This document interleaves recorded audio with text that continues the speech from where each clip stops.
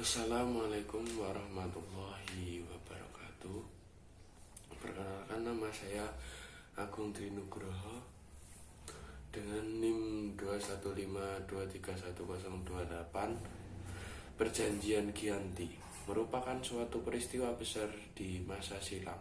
Situs sejarah ini hadir sebagai perekat ingatan kolektif masyarakat dengan peristiwa tersebut.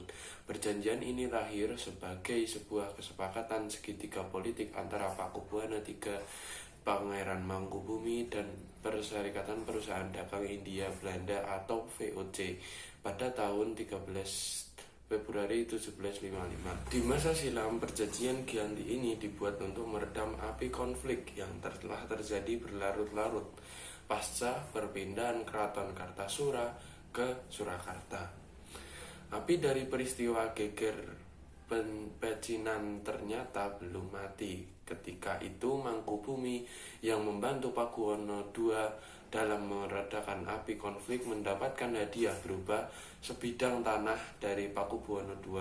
Namun, ternyata luas tanah yang diberikan mengakibatkan kecemburuan. Salah seorang pangeran mengeluh atas ketidakadilan dari hadiah tersebut kepada Gubernur Jenderal Baron van Imhoff. Kemudian Gubernur Jenderal Baron van Imhoff mengeluarkan keputusan yang membuat tanah tersebut tidak jadi dimiliki oleh Mangkubumi. Perlawanan ini mendorong Gubernur VOC untuk Jawa Utara, Nicholas Harting, mengambil sikap untuk menyelamatkan daerah operasionalnya. Secara tertutup, Harting melakukan perundingan dengan Pangeran Mangkubumi. Setelah berkali-kali melakukan perundingan, Harting kemudian sepakat dengan keinginan Pangeran Mangkubumi yang juga hendak menjadi penguasa di tanah Jawa.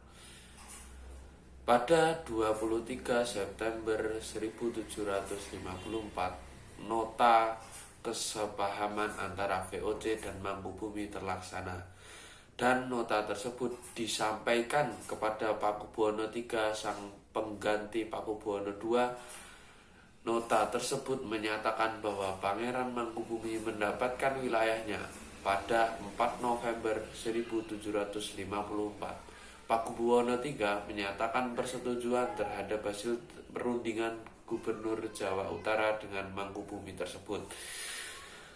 Surat pernyataan itu disampaikan oleh Pakubuwono III kepada Gubernur Jenderal VOC, yakni Jacob Mosel.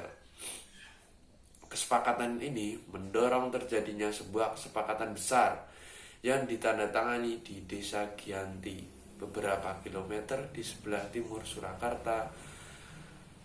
Pendatangan perjanjian Giyanti ini menjadi pangkal dari terbelahnya tanah-tanah menjadi dua bagian, atau yang dikenal dengan istilah Palihan Nagari. Hal ini menjadi awal mula naik tahtanya Mangkubumi di Yogyakarta sebagai Sri Sultan Hamengkubuwono I dengan gelar Senopati ing Ngaloga Sayyidin Panatagama Khalifatullah. Sejak ditandatangannya perjanjian tersebut pada 13 Februari 1755, lalu 2 hari kemudian ada pertemuan untuk meneruskan pembagian aspek, yaitu atribut-atribut keraton, antara lain adalah pertama, keris. Kedua adalah bahasa Bagongan yang dipakai Jogja memiliki identitas sendiri-sendiri, seperti ada yang inggih dan ada satu injih. Selanjutnya adalah tari. Kalau Yogyakarta seperti menunjukkan kegagahan, sedangkan Solo lebih halus. Akan tetapi keterbelahan masyarakat Jawa tersebut tidak terjadi seketika pasca perjanjian Giyanti.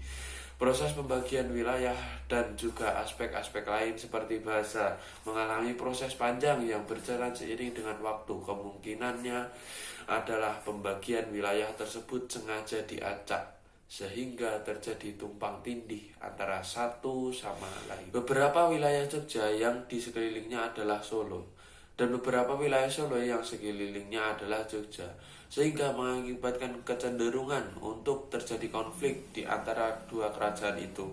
Sementara pasca perjanjian Giyanti, Raden Mas Said Pangeran Sabernyawa yang dulu membantu Mangkubumi masih terus melakukan pemberontakan. Seperti halnya Mangkubumi, Pangeran Sabernyawa yang juga merupakan putra dari Pakubuwono turut menuntut hak sebagai penguasa wilayah dalam gerakan pada Oktober 1755. Pangeran Samberjawa berhasil mengalahkan satu kelompok pasukan VOC. Kemudian pada 1756 ia juga hampir membakar keraton yang baru didirikan di Yogyakarta. Setelah perang bertahun-tahun, VOC akhirnya menyudahi dengan pendatangan Perjanjian Solo III pada tahun 1757.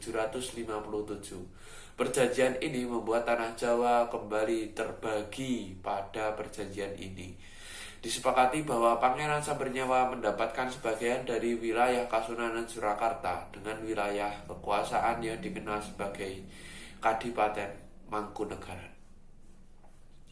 Pangeran Sabernyawa pun berjatah tahta dengan gelar Kanjeng Gusti Pangeran Adipati Arya Mangkunegara Lelono Jaya Misesa Senopati ing Aloga Satriya Raga Mataram ing Nagari Surakarta Adiningrat.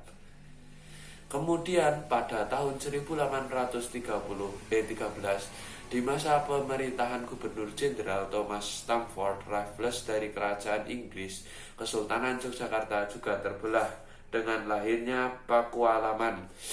Dengan demikian tanah Jawa kemudian memiliki 4 pembagian wilayah pemerintah. Masing-masing tumbuh dengan berbagai model dan orientasi politik. Hal inilah yang mengantarkan Jawa pada rupa yang beragam. Sekian dari saya. Wassalamualaikum warahmatullahi wabarakatuh.